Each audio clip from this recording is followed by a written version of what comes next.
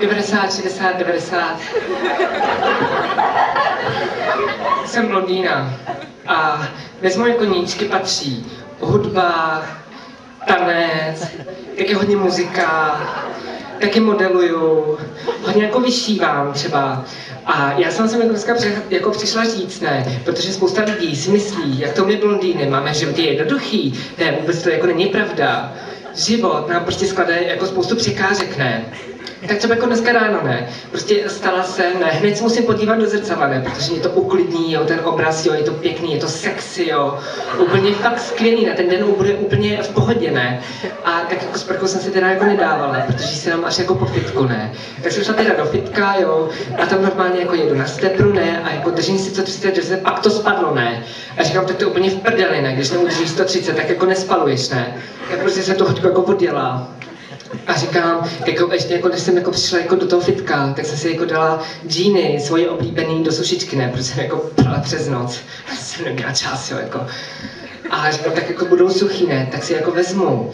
A teď jako přijdu k té pračce, ne, tak si to jako vezmu. A teď vlastně se jako takhle přijdu k té pračce, teď se skláním k té pračce, jo. Skláním se vždycky, tlačím pánví mezi nohy, vlastně protahujeme vlastně tady ty podkolenní vazy, jo, hrozně důležitý. A teď jako otevřu tu pračku. A normálně jako najednou jsem jako mokrá. Jako úplně. A teď si říkám, co se děje, že jsem mokrá úplně? A teď se jako podívám a normálně vidím to pokažení, jako, a normálně jako vyteklo jako 60 litrů vody do bytu, ne, to jako nevadí, jako vůbec. A hlavně, co bylo, že ty džíny byly úplně mokrý, ne, takže jsem jako viděla, že se ani může jako vzít, takže úplně depka, jo, jako. Fakt jako hrozný. Tak jsem to prostě teda jako vytřela, ne, a říkám si, tak ten den jako nebude vůbec jako horší, ne. Přijdu do obýváku a fakt jako peklo, jo. Normálně vyhrabaný květinář a já cítím čůránky. To jsem jako vůbec nechápala. A pak jsem jako pochopila, jo, protože mám jako 2 kočky, ne, a teďkon zbleška, ne, prostě tam malá, ne, protože mrouska normálně vyhrabala květinář, vychcala se tam a všude jako hlína a já říkám, Bleško, jsi jako normální. Teďka Šklíba na mě koukala, ne, Šklíba, to je ta druhá, ne, Šklíba jako podle Alenky Říšedivu, protože já strašně ráda čtu, jako. Tak říkám, jako Šklíbo, ty vole, chápeš to, ne, tak jako absolutně nechápala, jako vůbec, jo.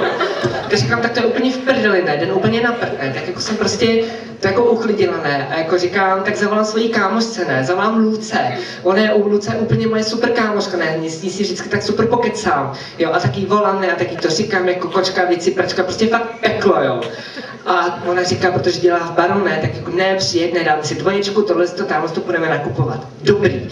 Tak jsem se teda oblíkla, tady do toho, jo, a prostě jako, teďko tam jako přijedu, tak jsme si jako dali tu 2, ne, a ona říká, protože tam měla ještě nějaký zákazník, jako, že ať si někam skočím, ne, a říkám, jasný, ne, já si skočím vybrat prachy, ne, protože jsem jako neměla na to nakupování.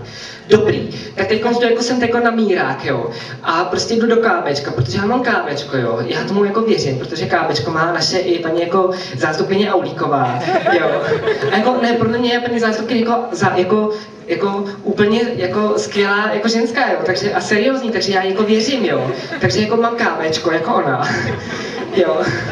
A prostě, tak jsem si vybrala ty prachy, ne, a teď jako jdu zpátky a teď hustý, fakt jako hustý, jo. A teď naproti mě jde pán, ne, a si šel za solárka a říká, ne, poslouchej mě, máš cigaretu?